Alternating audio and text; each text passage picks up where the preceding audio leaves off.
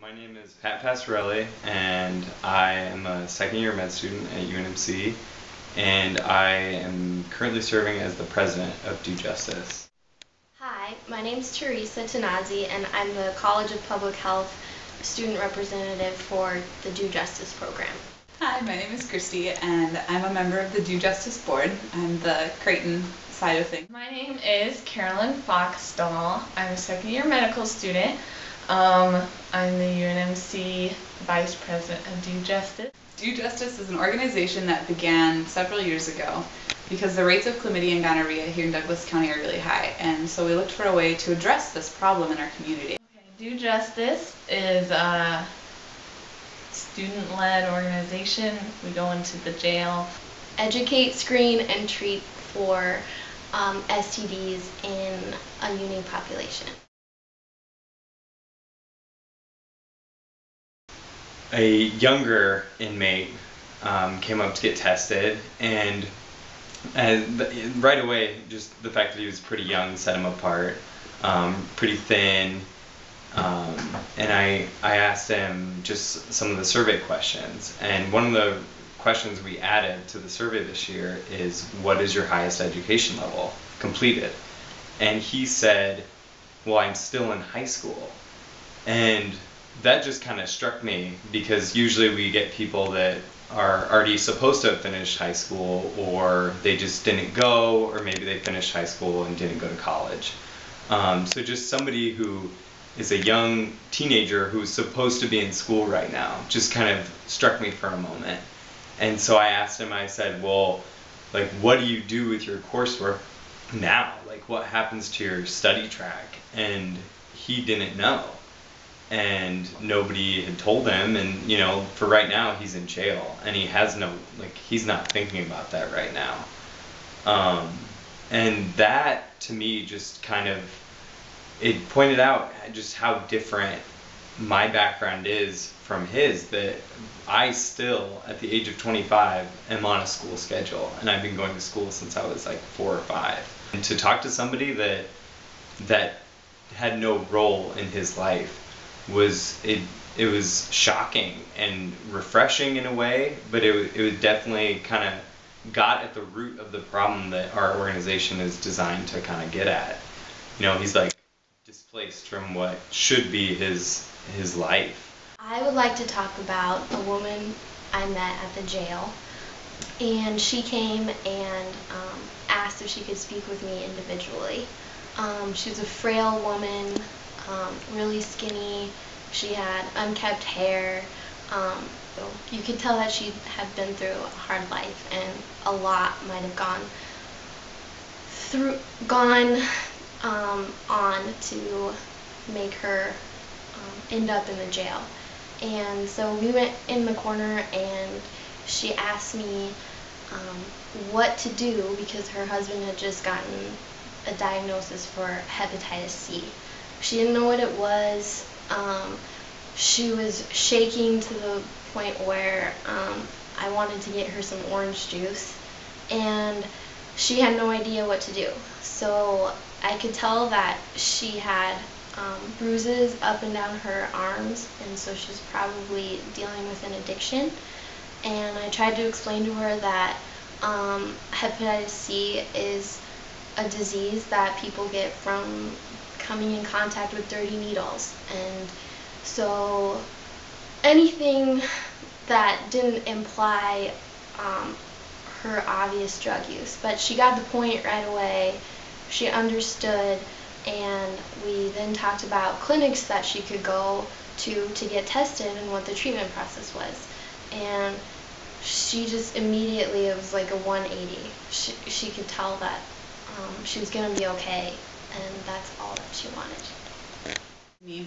But one of the moments that really stood out to me was one day after we were done with interviews, and chatting with the guy, and he had kind of told us his story and that things weren't going very well. But at the end of it, he said, will you pray for me? And that's something that when you're in jail, you really don't think someone's going to say, hey, will you pray for me? It took me home, because what we do there is so much more than just a survey. It's so much more than just sexual health and education. It's like medicine, that if I were to walk into a room and hear symptoms and give a diagnosis, I can treat that patient, but I haven't healed them.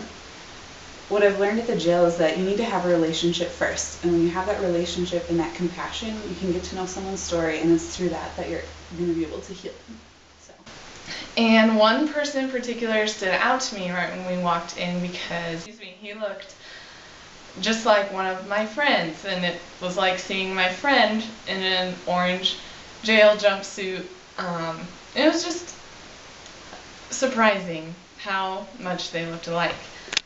So he's like tall and skinny, same buzz haircut, same facial features.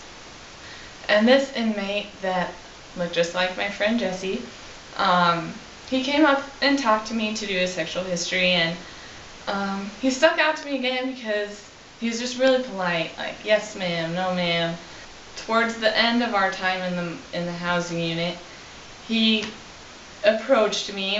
We were all just kind of chatting. The volunteers were chatting with the inmates, and he wanted to talk to me about how to get into college and how I got into college and how I paid for it, what I did. And I guess I should say he was 21, so only a couple years younger than me. And so I asked him what he wanted to do, if he wanted to go into the medical field. He said no, he doesn't really like all the guts and gory stuff, but he was interested in construction or welding or something where he could use his hands, a trade like that. And I kind of explained that process and, you know, how you get money to getting the money and the paying it back after you go to college and everything. After we talked about kind of that stuff for a while, he asked me if it was money from the government. I said, yeah, it's federal aid money for college students. And he said, well, I can't get that because I'm a felon. And it just broke my heart that this 21-year-old kid probably wasn't going to be going to college. He told me, I asked him, I was like, well, what are you going to do when you get out? And he said, I don't want to do that anymore. He said, I don't want to sell drugs, I don't want to live this life, I don't want to be in and out of here the rest of my life, which is I'm sure what a lot of people would expect out of someone who's already been incarcerated twice at the age of 21. And you know, I don't really remember how the conversation ended. I just encouraged him to, I told him I really hope that you can turn it around and that you seem to have a lot of motivation and will to do that. And he just thanked me, and then we left. His name was John, I guess I should have said that earlier. And then when I was leaving, I got in my car and I just let it all out and I started crying because that could have been my friend Jesse. That could have been him. It looked just like him. That could have been Jesse. But Jesse has a family and support and people that really helped him to make good decisions in his life, and I've had that too.